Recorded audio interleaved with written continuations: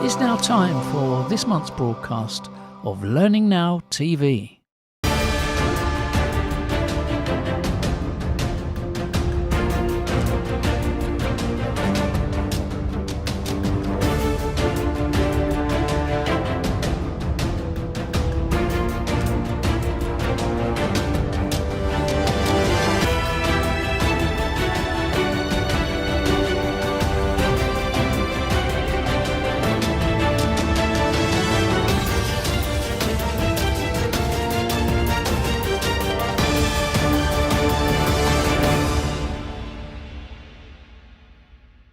Kate, it's September and it's time. Yes, it's time to put the program together. And I'm looking forward to it because it's a great program. Just tell us, who are the highlights? What are the highlights this time? Well, a jam-packed schedule as always. I think this time of year, it's back to school, it's new pencil case, it's event seasons kicking off. So we've got some absolute gems for you. So one of the mainstays of the learning and development industry, certainly in the UK, Martin Baker, telling us about an exciting new mentoring initiative. David Perring, who regular viewers will recognise from Fosway Group, talks to me about their new digital learning realities research, some really interesting, it sort of holds the mirror up to kind of what people are doing at the moment. I think that realities word is really important there. And explorer and motivational speaker Sue Stockdale spoke to you as well. So that is... if you haven't heard of Sue, stay tuned for that. Excellent insights coming from her.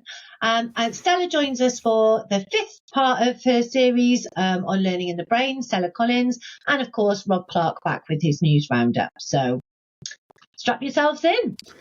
Exactly. It's going to be great. Thank you.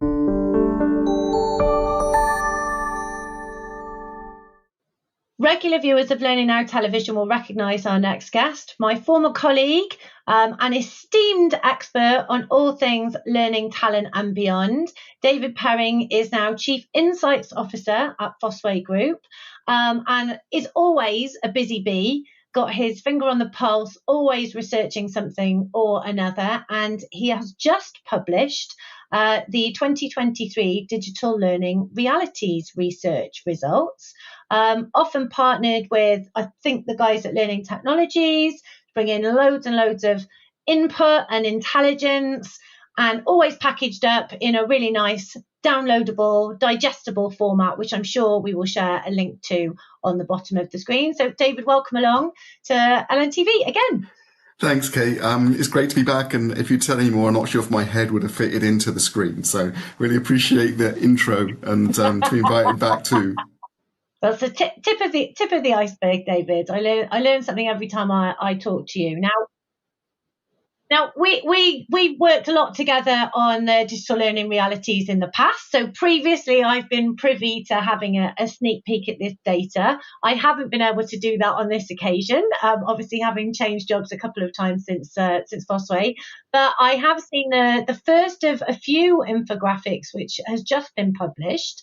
I'm really keen to dive into some of the headlines. So, kind of what's the state of the union, I suppose, at the top? What are some of the headlines? Yeah, so this year I think we've really gone all in on trying to get the most out of the contribution that people have given us through participating in the survey. So a big thank you always has to go to the people who've gone through our 40 questions, right? So it's not a small task, and really a big thank you, because the level of insight they've been able to provide us, like they have done for the previous 9 years, is huge. But we've really tried to reflect the effort back to everybody. And we've created not one, but 5 infographics, which we're going to be releasing over the coming months. So the first one went live on the 14th of September. The last one will be middle October. I think it's about the 19th of October. And we're going to do 1 week. And they cover things like learning strategy and priorities, L&D budgets and what's been happening with those, especially in this economic climate as well. Technology maturity, so what are people using? What are they good at using, they feel? What are they evolving and emerging at using? And then what's changing in the technology landscape? what's working for people, and what are they looking to ditch, and what are they looking to pick up in the next year or two, three, 4 or 5. And there are some really great headlines that are coming out of every one of those areas. So it's super exciting. Now, if I can take up all the oxygen in the room, probably the key headlines, right, would be the focus on compliance, surprise, surprise, around L&D priorities. We cannot escape it. It is the thing that drives and is number one, and it has been number one for many, many, many years. What's interesting about number 2, number 3, and number 4 is they are all linked to skills and availability of talent. So it's things like upskilling, reskilling, it's things like onboarding, so getting people on board, and career development. So there's a really strong focus around those priorities. What we know from our research is that actually, besides compliance, actually L&D say they're not very strong at doing skills, not very good at doing the whole thing around career development, and they're not great at necessarily at onboarding. So there's a bit of a mismatch between what people want to do and where they're going. With budgets, this has been one of the tightest years ever. So for the first time, we've seen a really significant number of organizations say, actually, our overall L&D budget has shrunk. But on the plus side, the investment in digital learning has really stayed very positive. And even though the economic climate has been tight, only about 9% have said they've stopped their investment in digital learning and new digital learning projects. There's been a significant number, a third, who have put things on hold, but it seems to be still a strong momentum, even though the L&D budget has been held back a little bit, into digital learning. And that's really strong overall. On the technology maturity, things are sort of moving pretty fast. And I think what we've sort of picked out probably as the key tells in that one are that if you've got CEO endorsement, if your CEO believes that learning is important, you're twice as likely to have seen your budgets grow in the last year. If you're strong at managing your stakeholders, then your investment in digital learning is 3 times bigger, or less likely to shrink. So it's like, wow, who knew the importance of getting backing from your C-suite is huge. And actually that's something to take away. You have to have an influencing strategy to succeed. The final one, just on the maturity of that's pretty powerful though, isn't it? Yeah. To quantify that is pretty powerful. Yeah, and the thing is, I probably misquoted myself a bit there, because it is about being 3 times more likely that your budget has grown and 3 more times likely to spend, not 3 times as much, right? So I have to be careful that I use the right words. But just to have that commitment, right, mean that you get investment is huge. And then you have to think about actually our ability to measure outcomes is weak. Then actually, how do you convince your C-suite if you can't prove the value you're adding to the business? And that's an area that's come out again from the survey. So there's loads of great stuff. We've spaced it out over 5 weeks because there is so much. And I think in some ways it may be a bit overwhelming, but we're going to do some virtual events. We're going to put out some papers. We're doing some things with the guys at Learning Technologies for their event in October as well. So we'll try and pull those pieces together, and all of those insights are free to download from the website, so people can start to pore over them. And hopefully, because we're posting things in LinkedIn as well as part of the announcements, they can also contribute to some of the conversation as well and say what they think, and we'll try our best to engage in that too. So if I'm a buyer, and I'm looking at some of these stats, and you've been in that position multiple times previously, how would you maybe use some of this data to inform your strategy or your thinking, or maybe those conversations with those stakeholders? I think it's a lot about holding a mirror up to your own organization, your own team, right? I think what I would do if I was back in my role in Virgin Media or NTL, and going back into RSA Insurance and things like that when I was working actively as a consultant, then I would be thinking, get my team together and talk a little bit about, so does anything on the infographic surprise us? Is there something that disturbs us, or actually, in our instance, we're better at, or something that we're worse at that actually we should do something about? So I think its primary purpose is to act as a catalyst for conversation and almost use it as your own personal benchmark. So one of the stats in the shifting technology landscape, the number 5 in our series, covers the likelihood of you saying that your system is fit for the modern workforce. And at the moment, when you talk about learning systems, it's pretty much a 50-50 split between those who say, yeah, my system's good and it's fit for the modern workforce, and the 49% who say, no, it's not. Yeah. Now, you'd have to sit back and say, do we know what our users think? How are we going to find out?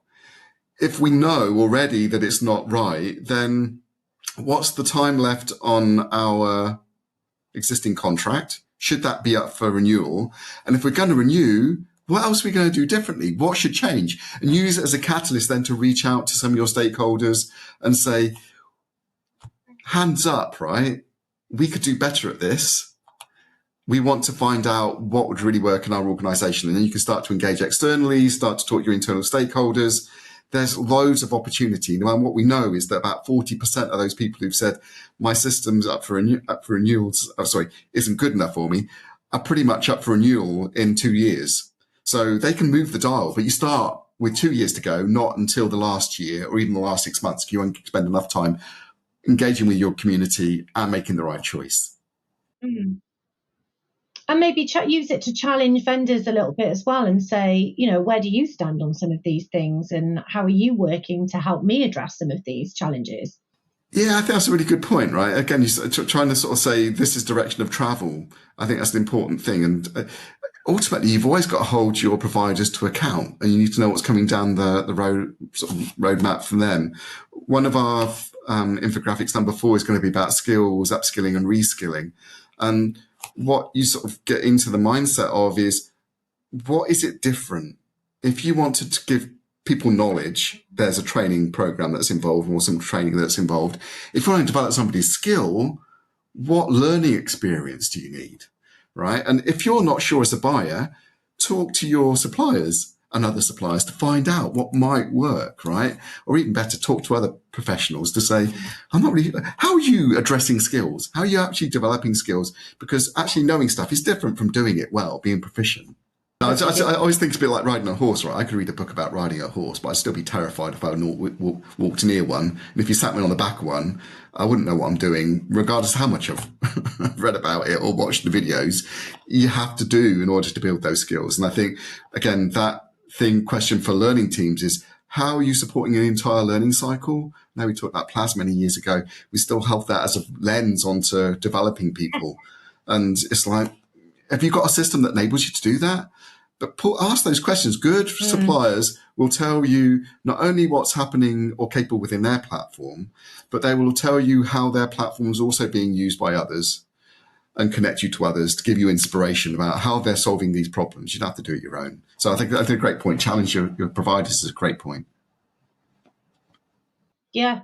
Yeah. And I mean, with stats like, only 13% of respondents saying they feel their learning strategy is very effective at delivering learning for upskilling, reskilling, and only 11% are saying it's effective for career development, when those are two of the, top 4 or 5 priorities, it is telling, isn't it, that gap?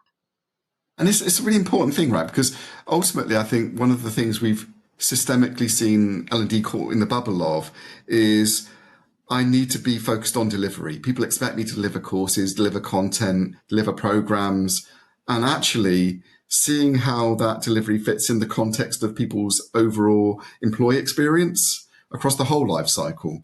Performance conversations, engagement conversations, career conversations, I was going to say talent mobility conversations, right? Give me a new job, make me more employable.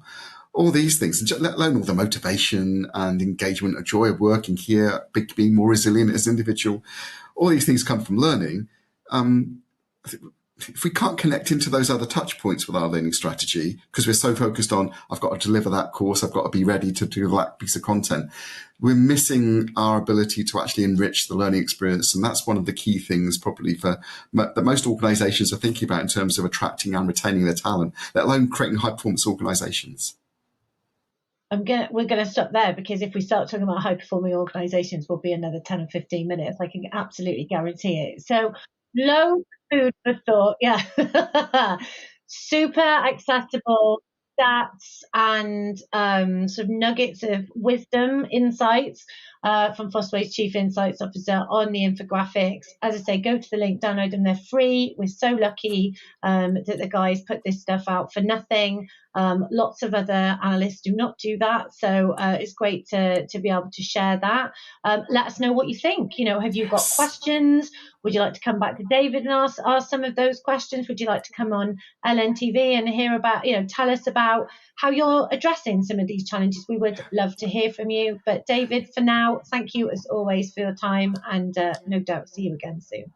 Thank you.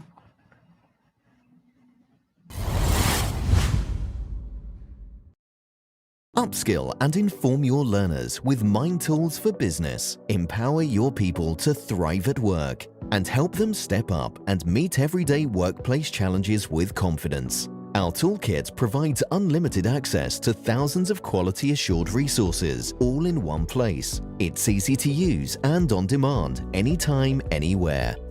Experience stress-free onboarding with dedicated client partner support. And get access to our library of industry insight and expert analysis. Perform, manage, lead with Mind Tools for Business. Visit mindtoolsbusiness.com to find out more. There's never a dull moment at this time of year. Always lots and lots happening in the market. Awards, events, mergers and acquisitions. It's always all going on. And of course, the man with his finger on the pulse, Rob Clark.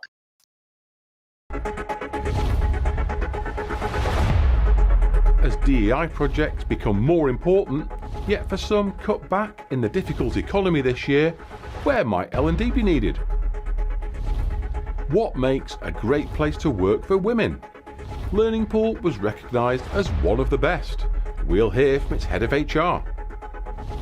Go One has acquired Blinkist, the reading app for people who don't have time to read.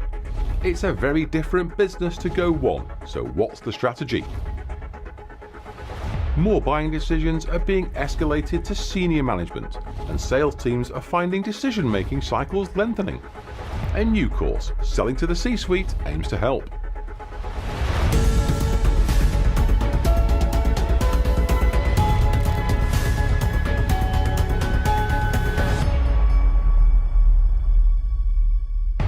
Diversity, equality and inclusion matter for every business. As projects become more important, more widespread, what are the challenges for L&D? What's worked so far, and where might more focus be needed to embed DEI into company cultures? One of the main challenges is getting businesses to care, because I think we are actually still in a space where some businesses recognize that it is the right thing to do. Some businesses do recognize that actually DEI is the thing that underpins all of what is going to make them successful. But there are still a lot of businesses that aren't in that space, and there are a lot of people who perhaps see it as a tick box exercise. There's still a lot of skepticism around the part that DEI has to play. I think no one is ignorant to a lot of the news that has been circulating, certainly in 2023 and since we had a bit more of a economic tumble, that DEI programs are being cut, DEI specialists are being cut from the world of work. So I think actually one of the biggest challenges at the moment in the DEI space is getting leadership to listen and getting senior management to buy into DEI. Part of my world and part of my work is really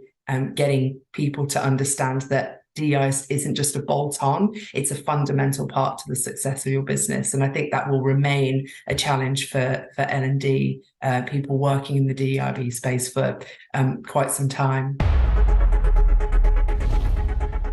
Great Places to Work assesses the best workplaces in the country. Employers get a certification to show employees and customers that they take care to get their working environments working well for everyone. Learning Pool, one company that has led equality in the learning industry, was recognised by Great Places to Work as one of the best places for women in 2023. So what makes a great place to work? A great workplace for women in 2023 is a company that has a strong DEI, diversity, equality and inclusion policy, and that they're really transparent about that policy. It should be published externally and internally. It should include things like leadership development training, gender equality in the workplace, diverse hiring and recruitment strategies. We need to really look into that. Internal surveys often tell you a lot as well, for women especially, to family-friendly policies to allow them to be parents or caregivers or whatever it is that they need time to be flexible for. Also, it's really important that we have equitable compensation packages, bonuses, salaries, whatever it is that you're offering, one gender, we offer the other. And also that we advocate and amplify women's voices and shout out their achievements, because there is an element too, whenever you're trying to attract talent, particularly junior talent, if they can see it, they can be it. Go One, a library of workplace learning resources from MindTools, Pluralsight, Skillsoft, and around 100 other learning content brands, has acquired Blinkist, an app that gives short 15-minute micro-learning summaries of books on business topics like marketing, finance, technology and well-being. It's for people that want to learn but don't have time to read. This is a really exciting acquisition for us and forms the foundation of what we believe to be a really exciting new model for corporate learning. Blinkist engages learners where they are in the day-to-day lives, perhaps more than in a traditional B2B world. And therefore, by joining forces with our customers and our partners and the full library of digestible content, we believe that we've got the real opportunity to give users the power to learn outside of some of the traditional workplace settings. And ultimately, when we combine the Blinkist library along with our other partnered content, employees are going to be able to read, listen, watch content in any depth, whether it's a soundbite, a 15-minute summary, or indeed a full-length course. And I think that becomes really exciting. And when you start to explore how that can be on any device at any time, that's certainly addressing some of the challenges within the market. More buying decisions are being escalated to senior management, according to the sales training provider Imparter. It's working on a new course called Selling to the C-Suite. It fills a growing skills gap as more sales professionals find decision-making cycles lengthening, moving beyond their existing customer contacts. We're seeing C-level executives more involved in things that they were not typically a part of, and definitely more issues are being escalated to them. Selling to C-level executives requires far higher level of preparation and resilience and skill than normal selling. And many sales teams are not used to delivering that. But the good news is that I do think that it brings real benefit to address this. Sales cycles can actually be faster when a C-suite member is involved. And the research also shows that them driving a decision can positively impact the win rate. And it can also increase the size of any given deal because they have a more holistic, strategic view into anything. So basically, one can close bigger deals faster if things are done right. That's the latest from Learning News. Full features with Louise McIlvaney from Learning Pool, Yasmin Alani from Media Zoo, Marta Pacheco from Imparter and Ollie Browning from Go One are on the website, along with all the latest from around the workplace learning sector. Thank you for watching. Back to Kate and Nigel.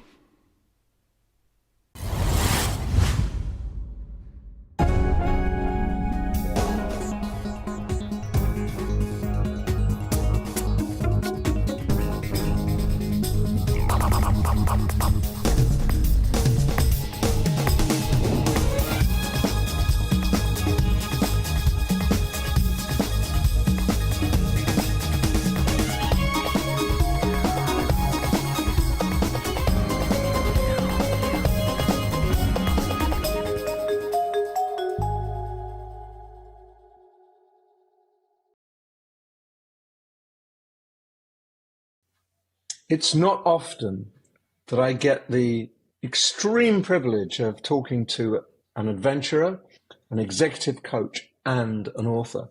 But that is what Sue Stockdale is. So welcome, Sue. It's absolutely a privilege to talk to you today. Thank you, Nigel. Thank you for inviting me to be here. It's a pleasure. But what I want to know, how did you become an adventurer, an executive coach, and an author? Tell us a little bit about your background. Well, I would say that the author Enid Blyton has something to do with it. She wrote a series called The Famous Five and The Secret Seven, little adventure stories for children. And those books really inspired me to want to do adventurous things. It wasn't until later in my life that an opportunity came along to have a proper adventure. And I saw an advert in the newspaper. This was back in 1996. And it said, wanted 10 novice Arctic explorers. Now, I don't know if you're like me, but you don't often see expedition adverts like that. And it was to ski 350 miles to the magnetic North Pole, dragging your sledge and being part of a team. Now, what particularly interested me was this idea of, I wonder what it's like to be in the cold at minus 20 Celsius perhaps, and to be surviving in the cold for a month. So curiosity was really what encouraged me to find out more information. And would you believe that when the brochure came back, it said, are you man enough for the ultimate challenge? And it was all pictures of men. Amazing. So, sometimes, odd things will motivate us and inspire us to take action. So, that made me determined to be a woman and to be a woman on the expedition. So I went through a whole selection process and I ultimately got in that team. And and how many women were on the team? And how many men were on the team? There were 10 of us in total, novices, 4 experienced leaders, all men, led by David Hempelman Adams, who's a famous explorer. There was myself and another woman who was Swedish, and all the rest were men. And I think partly David and the team that were selecting the people in the expedition probably thought that safety in numbers. So we'll have 2 women, and that will perhaps make it a little bit safer. So yeah, it was quite a male-dominated team, but it was an amazing experience, and actually what set me off on the life of an adventure in the physical sense, but also an adventurer in the inner adventure sense as an executive coach. Because I think if any of us want to transform and change in our workplace, then we also have to go on an inner adventure to understand and learn more about ourselves. That's fascinating. And just let's explore that a little bit more. So how did you come to that realization and thought, I actually could be an executive coach and I can use what I learned in the Arctic to do a good job with people in more agreeable climes? How did you do that? Well, my background prior to the expedition, that first expedition I did, was in corporate training and development. So I was teaching people about leadership and management in those theoretical senses, I suppose. And then having done the expedition, I just didn't want that experience to be photographs in an album. And I really reflected that there was a bigger reason for doing that expedition. And I thought, well, I never imagined I could do something like that, but yet I did. So I wonder if my own story could inspire people to get to their equivalent North Pole in life, in their work. And so I set up in business after that expedition as a motivational speaker. So inspiring people, sharing those experiences of my expedition knowledge. And as I was doing that, people were being inspired in the events, but I never knew whether I was actually making a difference in the long term. And that for me is really important, because it isn't just about standing up and, having people clap at the end of a great presentation. It's about, is this actually leading to change? So it was the audiences, people coming to me afterwards and saying, well, I have been inspired, so can you help me further?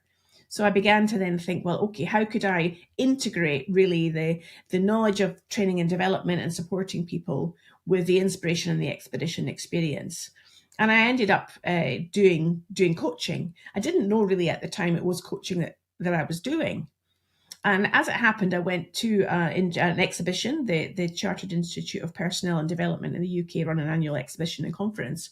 I went along to that event, met an organisation who had a lot of coaches in their organisation who'd all come up from an adventure background. And as it happened, that organisation was led by Sir John Whitmore, who really these days is is known as the grandfather of coaching. And they said, you're very much like us. You've got an adventure background. You also understand about coaching. Would you like to come and work with us? And so that really set me off on the path of utilising coaching in the workplace as well. And it was a great place to start and people to learn from. Yes, so that expedition to Antarctica, that pure chance of seeing that ad completely changed your life in all sorts of ways. Yeah. And I think it's about, for me, I think that's that curiosity, because it was the curiosity and then taking that opportunity. Yes. Curiosity plus action, that's where we can step into the unknown and amazingly exciting things can happen.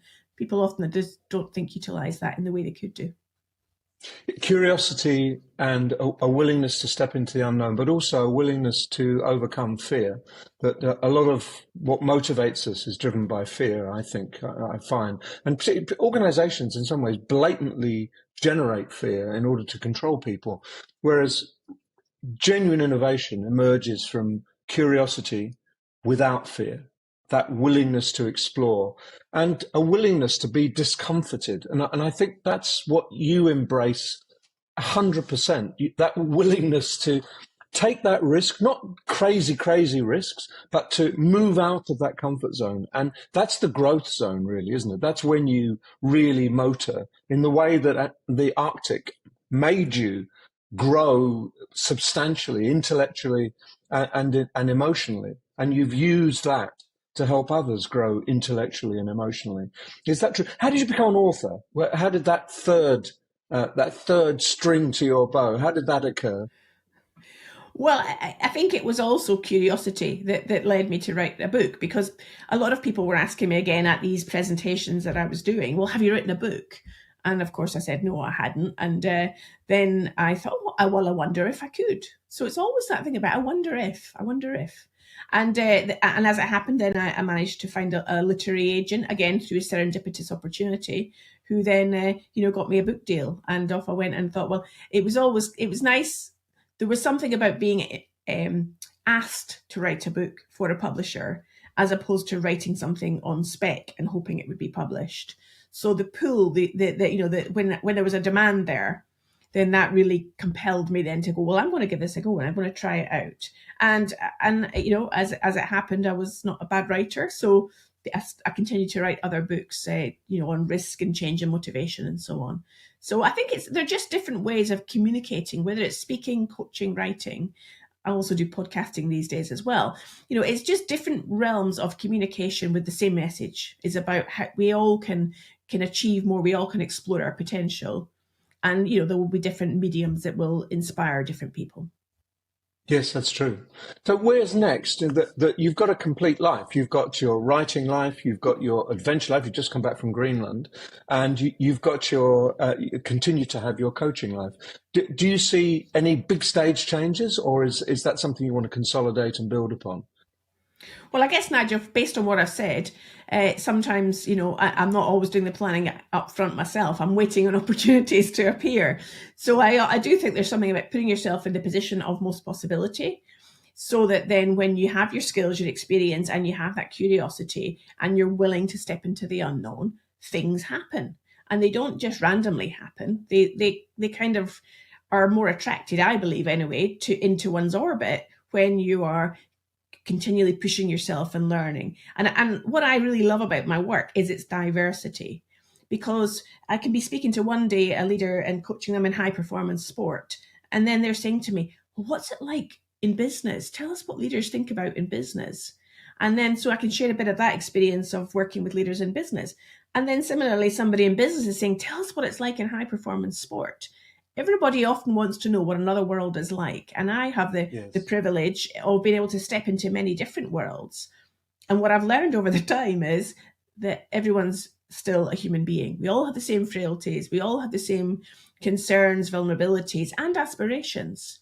And that if we can find ways to understand how to do that for ourselves, how to grow, as you just said, and how to develop, then no matter what walk of life or business we're in, we can be happier. We can maximize our potential. Because I do think we're only here on this earth, one time. So why not make the most of it? That's really where I come from.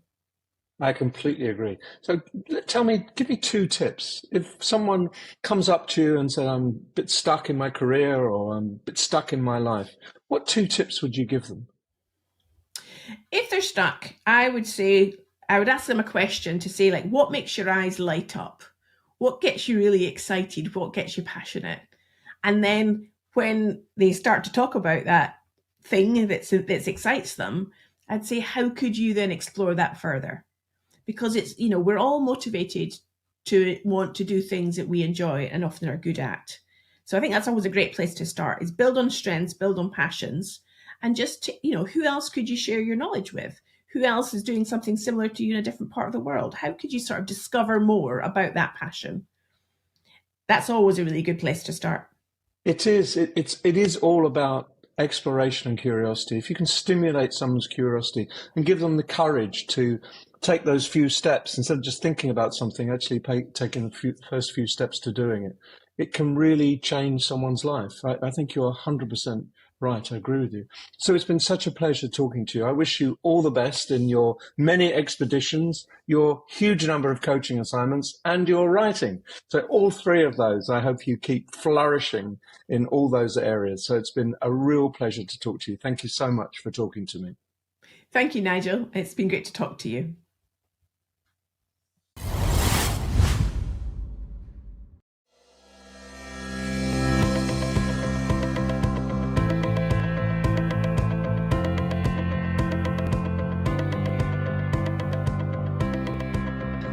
Maybe we'll do that later. Hey, so you can see, this is just like using a whiteboard in a classroom.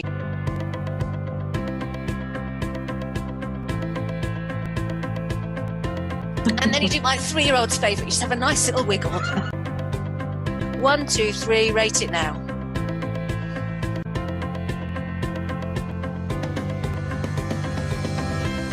A really quick question, you might want to answer this later. You see, I love this.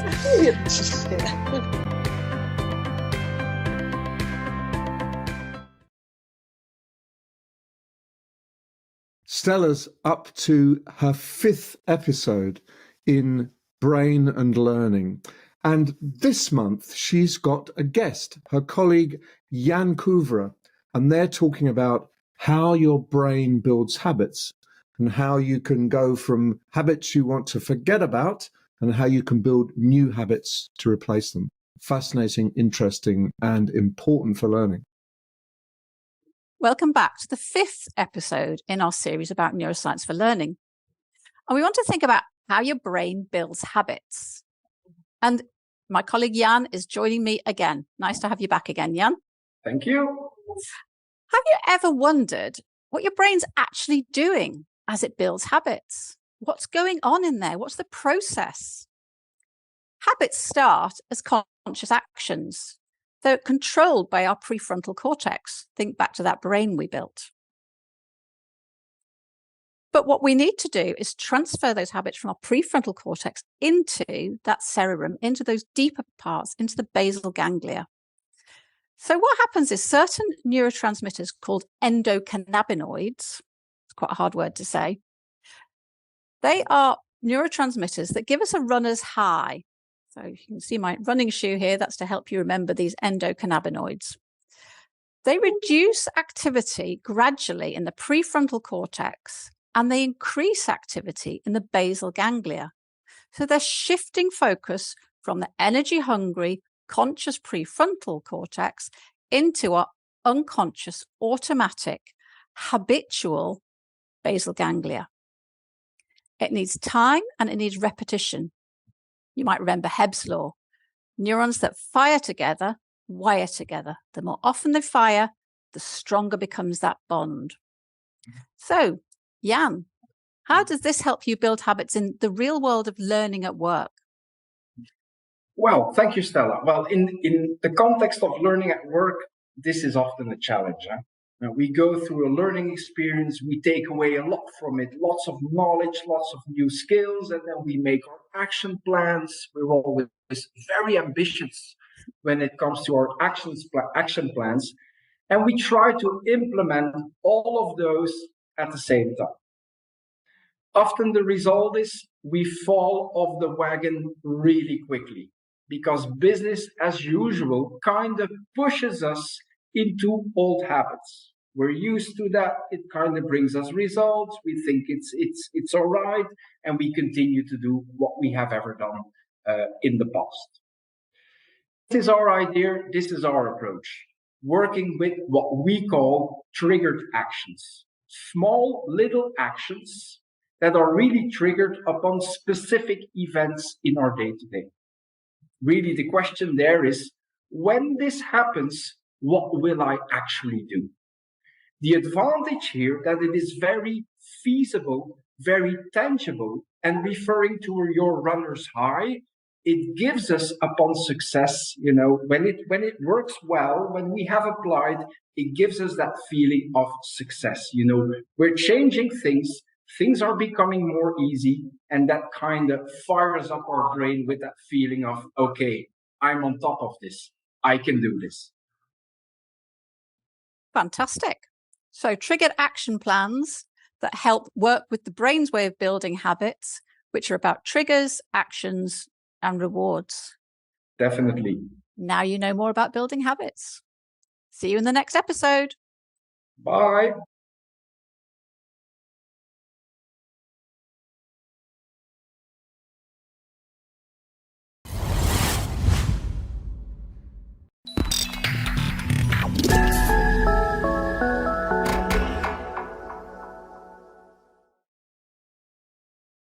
In the L&D world, we all know our biggest challenge is knowledge fade and demonstrating ROI from our training interventions. At Elephants Don't Forget, we use artificial intelligence to guarantee that what you train your employees, they learn and retain. If you are looking to transform the impact your training content has in your business, improve the ROI, and perhaps help employees learn and retain even the dull regulatory material, drop me a line at nelly@elephantsdon'tforget.com. Regular viewers of Learning Now television might recognise our next guest.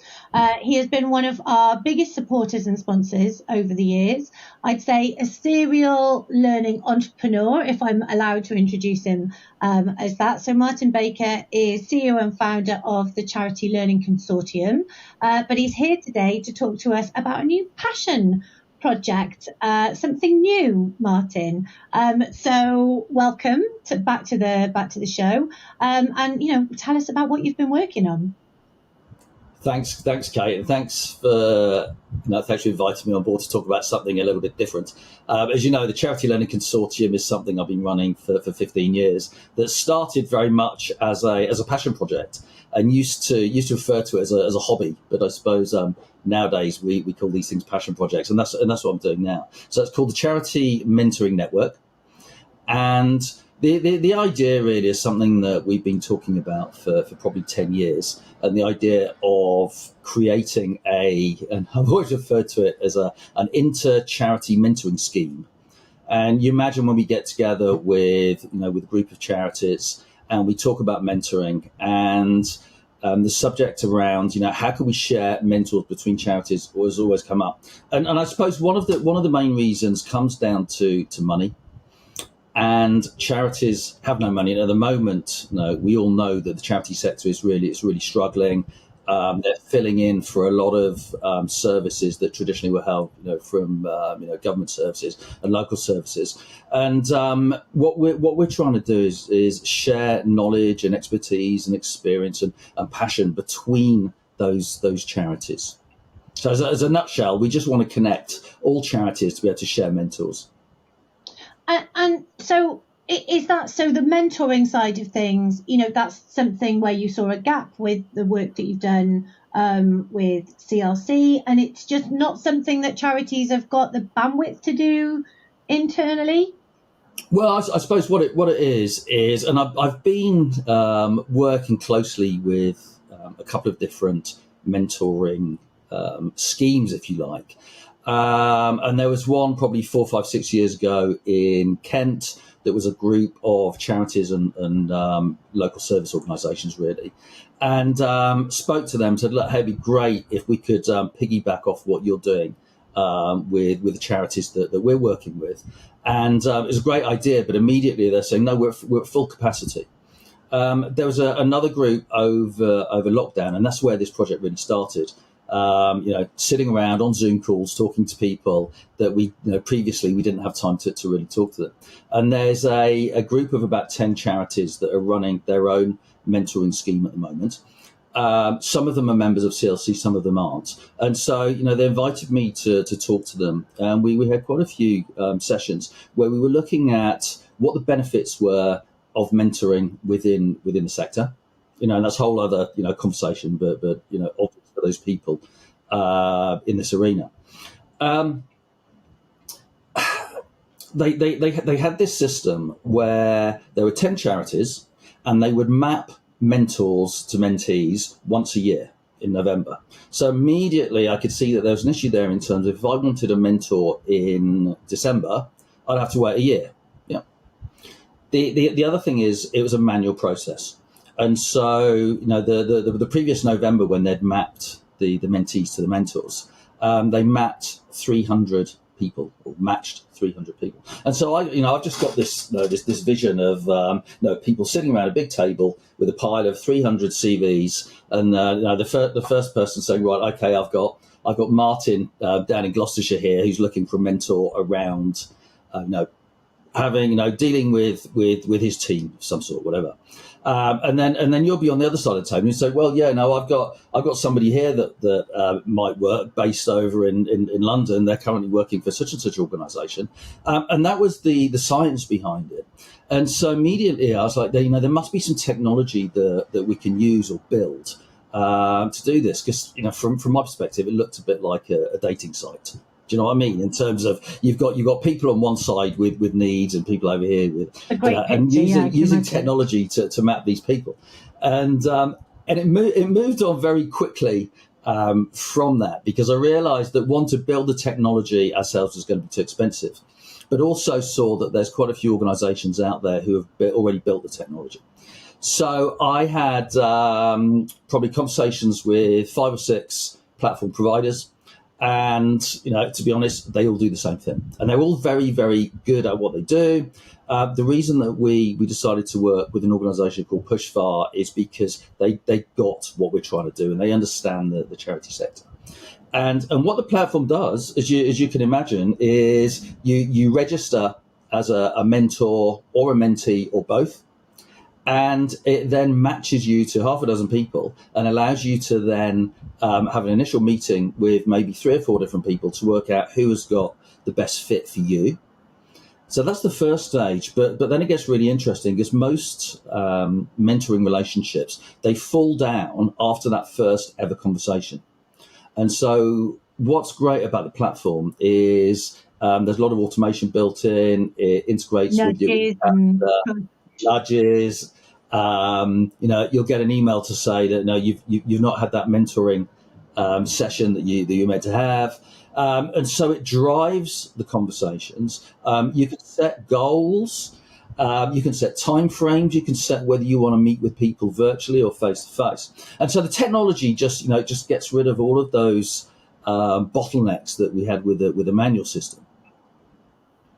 That sounds brilliant. I'm somebody who is very, I'm very keen on mentoring. I think that more organisations should be formalising it.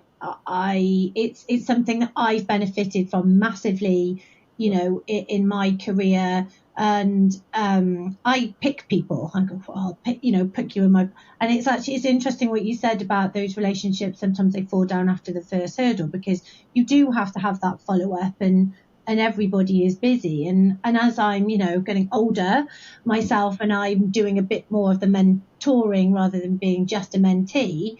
It is always about being responsive. I'm always very conscious of that sort of responsibility and that accountability, but there's nothing better than having a ping. I suppose we all live our lives like that at the moment, don't we? And so and tell me now, you've been working really hard in the background, so you've already got a few charities signed up, is that right? Yeah, so the way that it's going to work is we've got pricing structure together. Obviously, we've got to charge, we've got to pay licenses, and we've got to build the network. So it's not going to be free. The biggest charities will pay, and it's as you can imagine, it's all based on annual contracts, the same as any software these days. Mm-hmm. But the real driver from us is how do we keep the price down to a minimum? So the biggest charities will pay. The medium-sized charities will pay, and then the small charities will pay. But we've got a line that any charity that has less than 50 full-time employees, we're calling that a micro-charity, and that's free of charge. And so in the UK at the moment, we've got about 200,000 charities, of which over 150,000 fall under that line. And it's those. Gosh, yeah. That's astonishing. And it's those charities that need this probably more than anything, because they don't have the budgets for people development. So how are we gonna fund it for those 150,000 organisations? That's the big question. Do you remember I had another crazy project a few years ago called Give Back, where we were working with corporates? I've got a badge somewhere. Yes, I do. Yeah. Yeah. And a lot of the work that we were doing was filming people in the corporate space, little 2-minute videos that we would then share within the charity sector free of charge. And we built up a library of about 1,000 videos. I think we filmed you actually, didn't we, talking about marketing? And so what we're looking to do, and we're talking to some already, but it's more something that will happen when we've launched. Everybody wants to find out more after we've launched, and it's that real chicken and egg situation. So there's a couple of things. One, we want to get 20 charities signed up before we launch, and we've got those. And then going back to this idea of working with corporates. You know how some corporates give their staff charity and volunteering days. So it's exactly that. And with the Give Back project, that was what we were working with. So a lot of the big organisations give their people maybe 3 or 4 days a year to work with charities. And the problem is those days aren't used. And so when we were filming for Give Back, that was the time we were using. So I've spoken to a few of our old friends, if you like. And so what we're looking at doing is creating a program, if you like, where big corporates can join, and then their people can use their charity or volunteering days to become mentors within the network. That speaks to my soul. That does. I just think that's wonderful. And do you have a timeline for the launch? So we've now got 20 charities signed up, which is fantastic, and that ties in with National Mentoring Day, which is October the 27th. So we're going to launch. You know how it works in this industry. It'll be a soft launch, but it's going out there to say, right, we've now launched. If you want to come on board, you can, and let's have those conversations. So it's 4 or 5 weeks away. So really excited about that. And how can people find out a bit more in the meantime? So obviously we've got a website, charitymentoring.net. And so if you're a charity or a corporate, find the website, charitymentoring.net, and get in contact with me. And this is really what I wanted to talk to you, Kate, here at LNTV in terms of my next phase, if you like, is talking to corporates. So I'm hoping that we can work together to get some interested corporates on board. Yeah, absolutely. Well, drop us a line, guys, if you're interested. I know I'll be talking to my folk at Cornerstone about how we might be able to get involved and support. Personally, as I say, it really, it speaks to my soul, that sense of paying back and giving back and, learning from mistakes as well as successes. I just think there is so much value in that, and to be able to do that at scale for a sector that needs it. I'm stunned by those numbers of micro charities that will be able to benefit from this. So really exciting to hear all about the Charity Mentoring Network, Martin. And thanks as always for coming on LNTV. Thank you for inviting me on. Thank you. Always.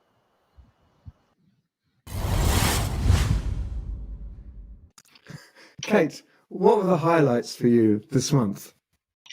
Well, I'm slightly biased because they are my ex-colleagues at Fosway, but I really feel like the digital learning realities research is a moment for everyone to take a breath, have a look at sort of how you compare with the neighbours, the Joneses. You know, what are other people doing? How do your priorities match up? How do your experiences of the technology and the solutions that you're using match up? You know, it feels boring to talk about compliance as a driver, but it continues to be a massive part of what L&D teams have to contend with. You know, it's still up there as a top priority. You know, the challenges around skills, reskilling, upskilling continue to be a challenge. Nearly half of respondents are saying that their learning platform they don't feel it's fit for the modern workforce. But actually then when you dig deeper into that, some of those are people using the big suites. And maybe the learning module's not that big a deal. People who are using best of breed solutions are more than twice as likely to report that they do feel that their platforms are fit for the modern workforce. So I think it's always the story behind the story for me, and that's what David and the team do so well. It is unpack that, but I feel like all teams could maybe sit with those infographics. They're super accessible. Print them out and just take, an hour in a team meeting to say, well, how do we compare here? And what are our priorities? And just use it as a conversation starter, especially as we head into, budgeting and planning for 2024. Completely agree. And also just as a direction setter, where is it going? What are the trends? Are we behind or ahead of the trend? I think it's really important. And I suppose the program was pivoted around, on the one hand, that learning tech and where all that's going, and on the other hand, very human stuff from Martin and from Sue Stockdale, talking about how you help people at tough times, when they're conflicted and when they're dealing with problems that they can't solve themselves. So it was a kind of nice balance between focusing on human beings and focusing on the processes and systems which will get them from A to B. So overall, I thought a balanced and interesting program this month. Do you agree? Yeah, absolutely. And, we say it all the time, tech's just the enabler, right? We're a people function. We're part of the people function. And, tech is a support and as my boss says, a force multiplier for that, which I love. It's very American saying, but I absolutely love that. But it's people are at the heart of everything that we do. So yeah, I'd agree with that. Excellent, good. Well, what have we got coming on in October onwards? Well, I mean, I'm just about to spend the half of October on a plane, I think. But 10th to 11th of October is the World of Learning event in Birmingham. The Autumn Forum is now happening online. So let me get this right. So 17th, 19th, 24th and 26th. I think they've tried to go for some midweek slots there. That's the Autumn Forum online. 17th of November is then the Learning Network Connect in London. And then we're up to the 22nd to the 24th, which is Online Educa, and then through to the Learning Guild on the 5th to 7th, which is Learning 2023. Also in there, I'm off to HR Tech in the US, and then Unleash is happening in Paris in mid-October as well. So I'll try and do a bit of a roundup for you from some of the trends and things that are happening, in that bigger picture of HR, and maybe bring it back to what that means for us in learning.